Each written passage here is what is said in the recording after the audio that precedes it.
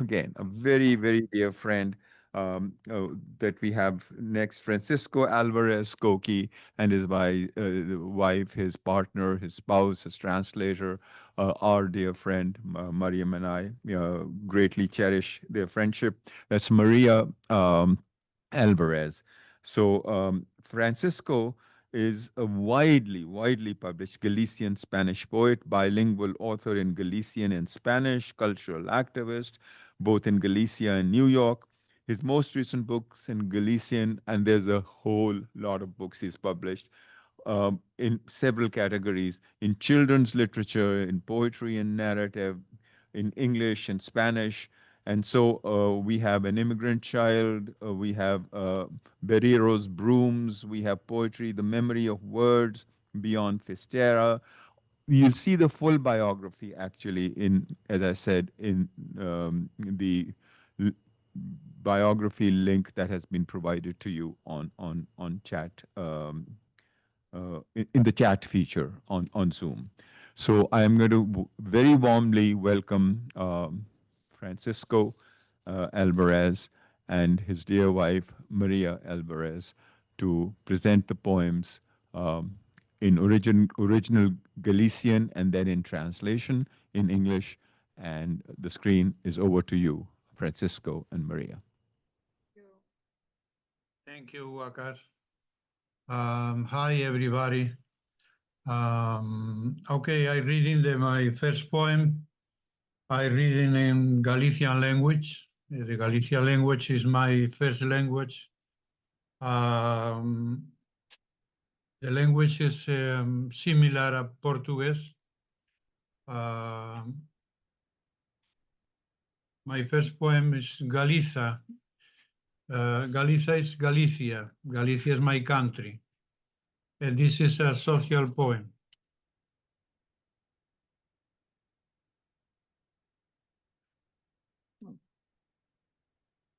Da silandeira noite e da sulagada ilusión, parideira de pantasmosos fillos, quizáis ti chores, Galiza, por esa longa e parideira vida de exilios e de mortes, de saudades e ancellos, ao pé de cada intre, a carón de cada hora.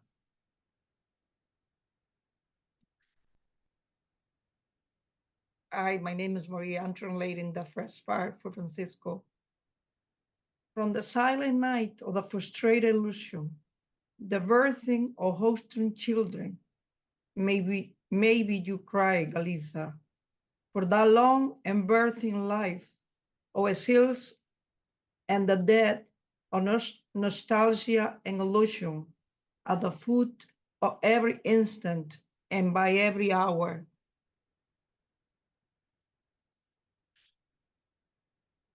Quizáis non haxa corredoira nin abeiro onde non se deixe sentir o gruar do teu mar, onde non se escoite o silandeiro átomo do teu agarimo. O achádego do teu silenzo é fermoso, Galiza, pero só acadan os tolos, os lideiras e os orfos da vida. Perhaps there's no road or shelter where the sound of the sea is not felt, where the silent autumn of your affection is not heard. The finding of your silence is beautiful, Galiza, but only find it the madmen, the dreamers, and the orphans of life. Maybe you understand me, Galiza. Quizáis ti me comprendas, Galiza. Sen ánimo de politizarte, eu quérote, porque ti mereces máis, moito máis, que 1000, que 1.000.000 de verbas falsas no cumio de un púlpito, porque ti, Galiza, mereces moito máis que o protocolo de uns porcos marráns cantando o himno galego. Without intending to politicize you, I love you because you deserve more, much more, because you deserve more than 1,000, than 1,000,000 of false words at the top of the pulpit. because you, Galicia, deserve much more than a protocol of some piggy pigs singing the Galicia anthem. Eu quero-te a ti, Galiza, non a eses homes falsos, hipócritas e xudas que encabezan as súas listas políticas cos nomes dos teus esgrebios fillos mortos. I love you, Galicia, not those men, false hypocrites, who had their political list with the names of your honorable dead children. Eu sei o que ti agardas, Galiza. Ti agardas a verba humilde e sinxela dese teu home campesiño e mariñeiro na súa canzón de nana, tremendamente cotián. I know what you are waiting for, Galicia. You wait for the word humble and sincere of the peasant and sailor man in their lullaby song tremendously every day. Manteño a esperanza de que os teus fillos saiban erguerte o cumio da túa identidade, sin que en Madrid decidan o teu destiño. Dende a lonxanía do exilio das miñas circunstancias, presinto que na derradeira verba de calquer tarde tremerás nun aturuxo de meirande liberdade. I remain hopeful that your children will not know to lift you to the top of your identity without Madrid deciding your destiny from the distance of the silly. Of my circumstance, I feel in the last word of any afternoon, you will be trembled in a cry of immense freedom. Okay. DJ. Okay, now I'm reading this other poem. Is in Spanish.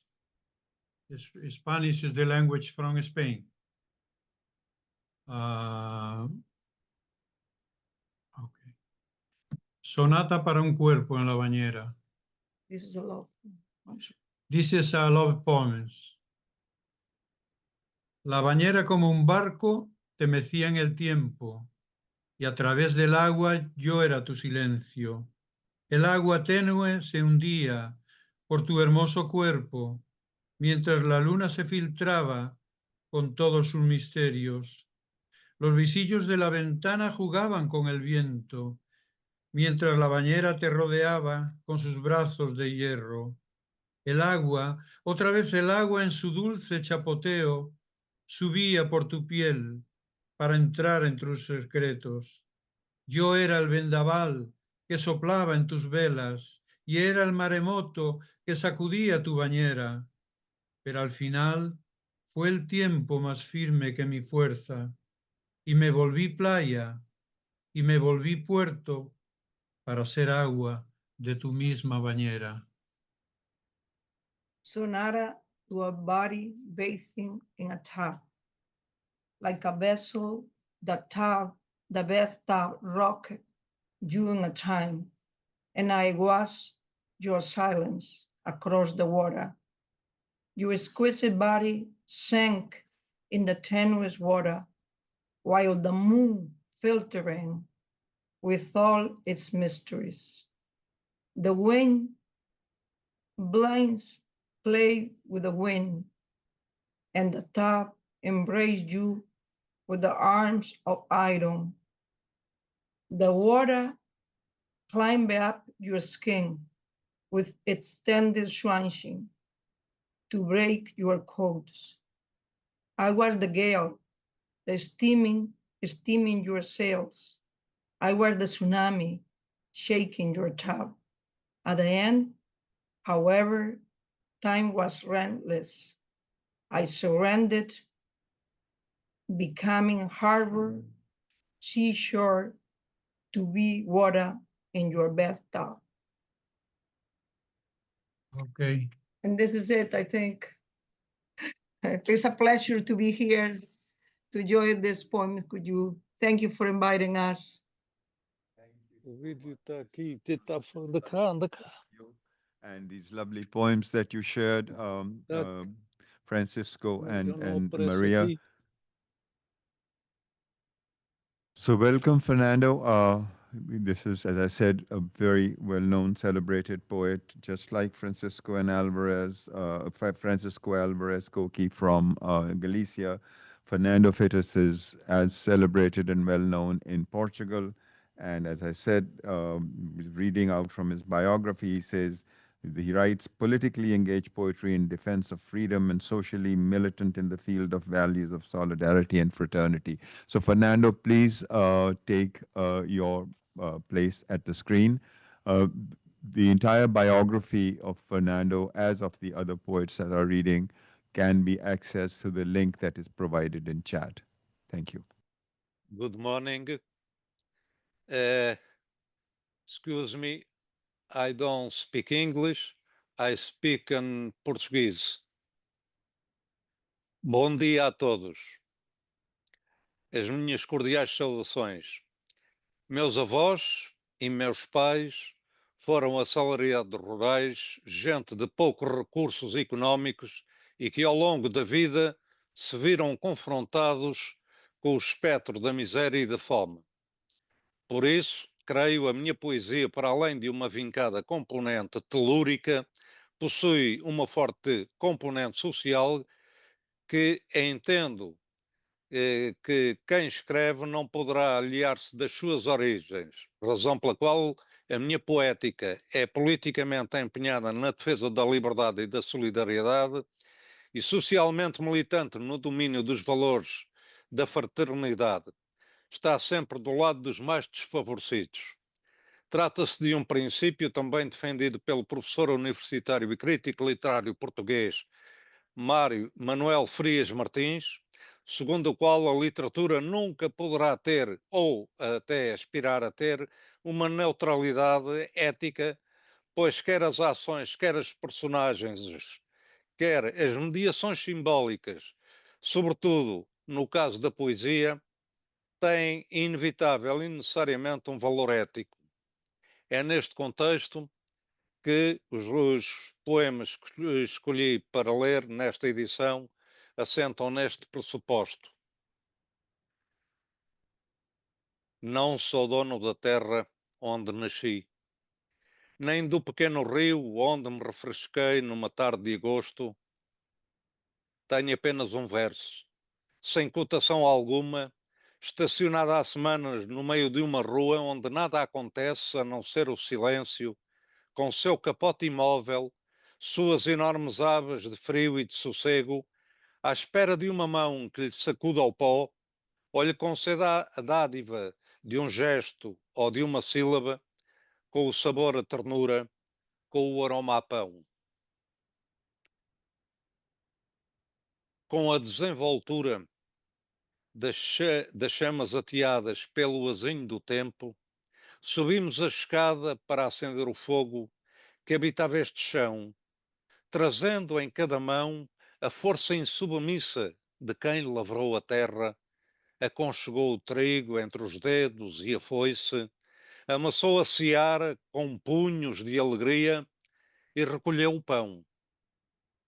Cumprimos o desígnio de alimentar as coisas que em silêncio exigiam apenas o conforto de uma partilha justa, um gesto solidário, primordial e belo, como algo que se tece no interior da alma, com o único intuito de convocar o afeto, dissipando com ele a imensa frieza que assolava as palavras. Meu avô e meu pai tinham mãos que sabiam quantos nós povoava o cabo da enxada, qual o peso da terra quando estava molhada e quando estava seca, e a cartografia de todas as estações que invariavelmente vinham no tempo próprio outorgar o seu viço às palavras e árvores, ou avisar apenas de que chegara a época de escolher o canteiro onde depositar a ubre semente para que um dia houvesse a festa da colheita. Conheciam assim o uso destinado às diferentes alfaias, sem nunca duvidar da sua utilidade nas diversas tarefas que tinham pela frente, tendentes a tornar o horto dos seus sonhos no celeiro da casa. A casa de meus avós tinha uma lareira de boca larga, para que algum calor libertado pelo lume por ela se espalhasse, levando o seu conforto às outras divisões, onde o sol não entrava. Nas noites invernais, quando o frio fustigava as entranhas da pele, o rebordo dos ossos, vinha tranquilamente sentar-me à sua frente, olhar o crepitar do sobro e do azinho e colher a quentura que as brasas emanavam. Mas o que me aquecia as paredes da alma, nesses lentos serões, eram especialmente as verdadeiras histórias que minha avó contava.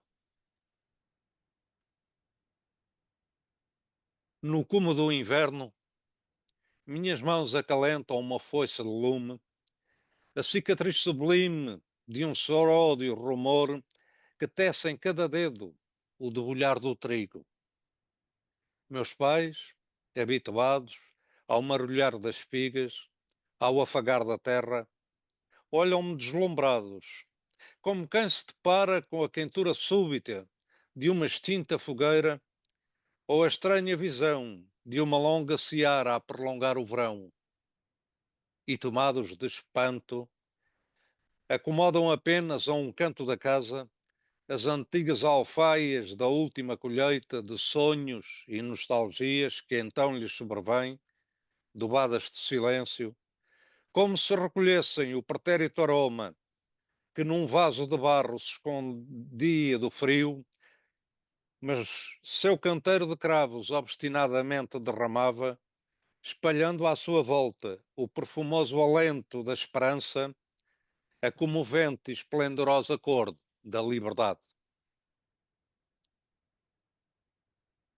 Com o olhar marejado e uma sede tremenda a roçar-nos os lábios, como algo sobrevindo a todas as palavras, regamos uma a uma as derradeiras espigas da última seara que meu pai semeou numa manhã de sol solidário. Era outono já quando a escolhemos, porque nos faltara o tempo no seu tempo e porque sabíamos ainda que resistiam à seca que fizera.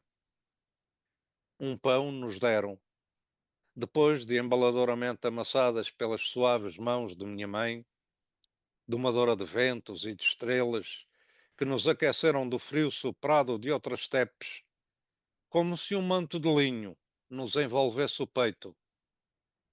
Um dia disseste: amanhã partirei para os lugares que me cabem entre os olmeiros e duendes. Comias a última côdea da broa que te coube, e nos lábios o cristalino murmúrio das palavras fazia despontar em teu olhar a radiosa luz do mês de maio. Nessa altura, comecei a sementeira de versos pela peregrinação dolente dos meus dias, alheio aos aluendos do caminho e às últimas tílias debruçadas da polpa dos teus dedos. As aves atreveram-se a tentar outro voo, retomando talvez o regresso da viagem, ou embebedando de longura as suas asas, sofregamente conhecedoras de solidões e sedes.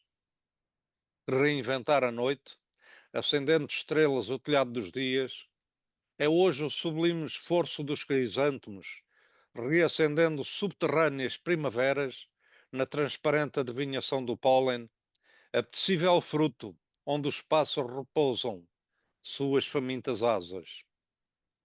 Digo-te ainda, guardar também a derradeira lágrima vertida sobre o vitral da tarde, leite de maltesas e pastores, companheiros de astros e de luas, que deles bebem o sol e a miragem. Agora, sei, trago nos meus passos esperas e silêncios, enquanto encho este alforje dos poemas com o amendoado mel da tua voz. Leio as poucas notícias deste início de ano e sou surpreendido com a informação de que o dia de hoje está consagrado à paz.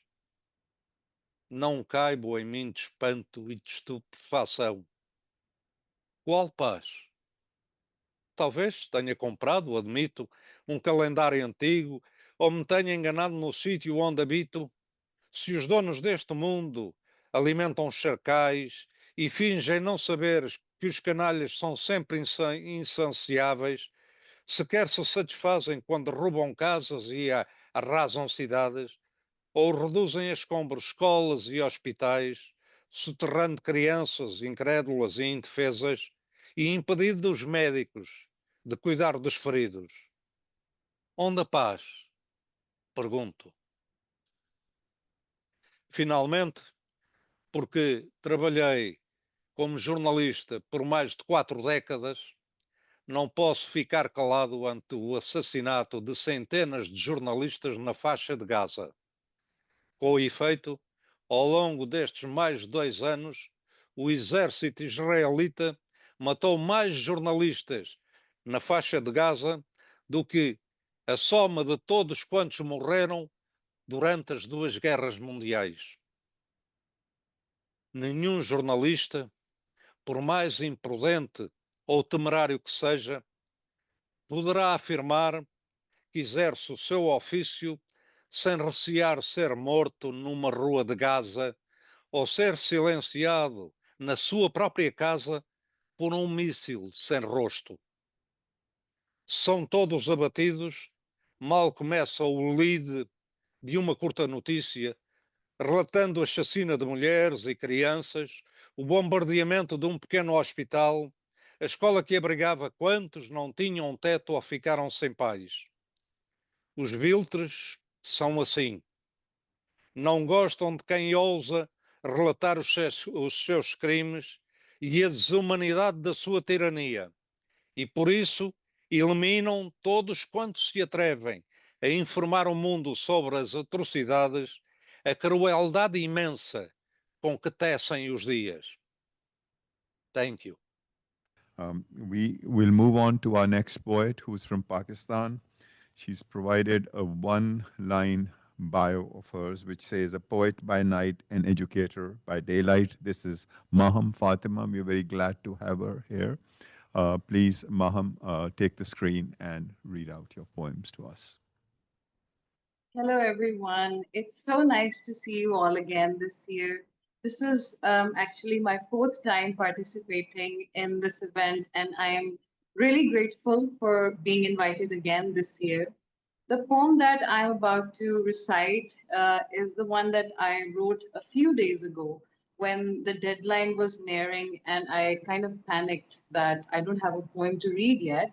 I was experiencing the writer's block, which is why I couldn't come up with anything. I was pretty much judging every little word and even the thoughts that came to my head until recently I decided to let loose. And this is the product of me letting loose. And this piece is called Blank Pages. I have this constant struggle whether to pick up the pen or not. Whether the words will flow, the numbness will go. Browsing my mind for the perfect rhyme scheme, the best suited vocabulary. The moment I find the perfect word, my thoughts leave me. It's like carrying the ammunition, but completely forgetting how to shoot. I sit with my journal open, blank pages staring at me, waiting, waiting, and then waiting some more for me to decorate them with my thoughts. Alas, I have nothing but disappointment to offer to those pages. Not the kind of disappointment that is expressed through words, but the kind of disappointment that is left unexpressed. It feels as if you swallowed fire, but you cannot spit it out. When I was a kid, I chewed my chicken till it became a lump. Then I spat it out without any hesitation due to it being dry and tasteless. How do you become a kid again? Does anyone know? The way kids are, unfiltered, unbiased, yet opinionated. How I envy them, for they never second guess themselves. All matters aside, here I am, looking back at what I've written, thinking it is absolute trash. The worst of my works yet. No rhyme scheme, no salt, nothing out of the ordinary, yet, the blank pages are filled. Decorated like they wanted to be. Just happy to be dressed up, not really judging the quality of the dress. It seems I have a lot to learn from these pages. Thanks a lot for listening, everybody.